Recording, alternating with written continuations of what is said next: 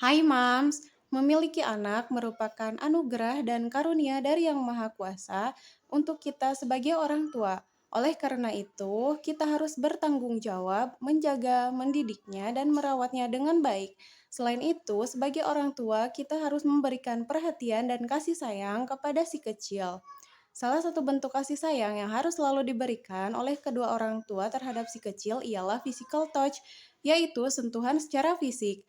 Physical touch merupakan ungkapan bahasa cinta yang dibutuhkan oleh si kecil dari kedua orang tuanya. Halo, Assalamualaikum warahmatullahi wabarakatuh. Ketemu lagi sama aku, seorang ibu tunanetra. Di video kali ini kita akan bahas mengenai 4 anggota tubuh anak yang harus sering dicium oleh kedua orang tuanya.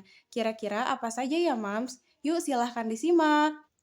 Yang pertama adalah ubun-ubun kepala anak.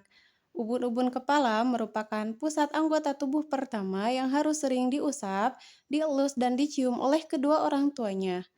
Dengan diciumnya ubun-ubun kepala, itu merupakan ungkapan bahasa cinta, kebanggaan terhadap si kecil. Dengan diciumnya ubun-ubun kepala, maka si kecil pun akan terasa nyaman, dilindungi, dan merasa disayangi.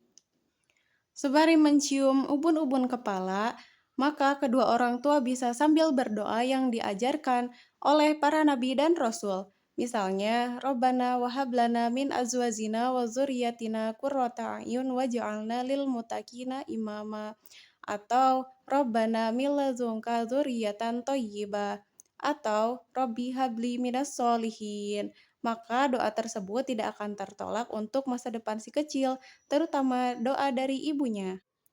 Saat di malam hari ketika si kecil tertidur, maka Mams bisa mencium ubun-ubun kepala sambil berkata yang baik-baik.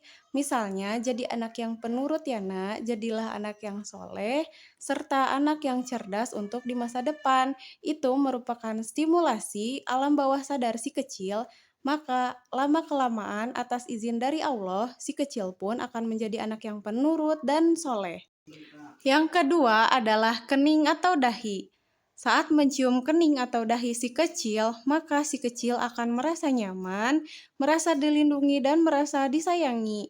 Dengan mencium kening si kecil, maka ini merupakan ungkapan bahwa kita ridho atas apa yang diberikan oleh Allah atas kelahiran si kecil. Dengan mencium kening si kecil, Rasulullah Shallallahu Alaihi Wasallam pun suka melakukan hal yang sama, mencium kening putrinya yang bernama Fatimah radhiyallahu anha.